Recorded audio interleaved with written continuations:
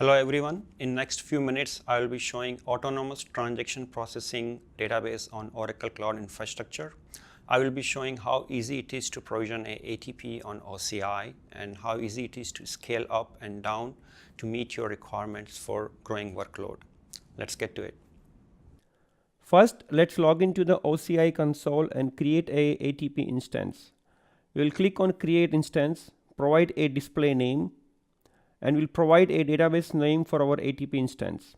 We will choose the CPU core count we want to provision ATP with and storage. We will also provide the admin password for the default admin account. That's pretty much it. That's all the information you need to provide and click on Create ATP database. Now let's provision the autonomous transaction processing database using the Terraform. We have set up a bunch of variables for Terraform to be used. So we have 3 files here. Provider.tf, variables.tf, and autonomous database. So in provider file, I have the provider information, and in the variables, I have set up bunch of environment variable. For example, how many CPU core count we want to use with, what is the storage we want, what is the autonomous DB name, the default display name, and the licensing model. These are the default variable we have set.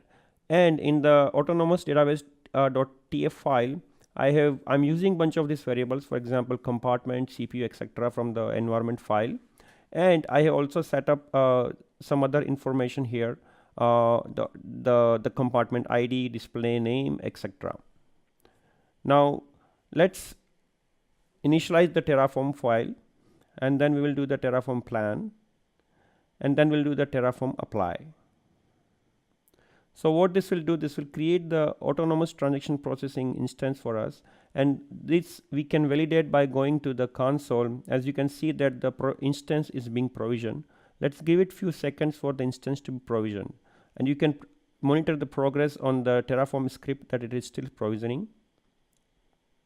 Let's give it few more seconds.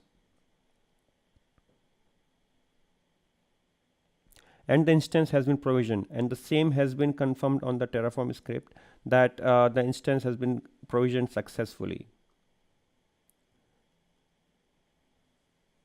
Now we will provision the same ATP instance using another method using OCI CLI. So just like Terraform, we can use the OCI CLI to provision the instance. We will provide all the details in the OCI DB creation command. We are provisioning an autonomous database. We are providing the admin password. We are providing the OSIT for the compartment, and we are giving the CPU core count, database storage, etc. So once you hit the command, you will see that the instance is being provisioned on OCI console. This is another method of provisioning the ATP instance. The same can be applied to autonomous data warehouse instance as well. Now we'll do the OCI DB list autonomous data warehouse. So it will list all the databases available with their characteristics in our tenancy and the compartment. In the next part, we will do a CPU scaling demo where I have already provisioned a autonomous transaction processing instance. Let's take a look at it.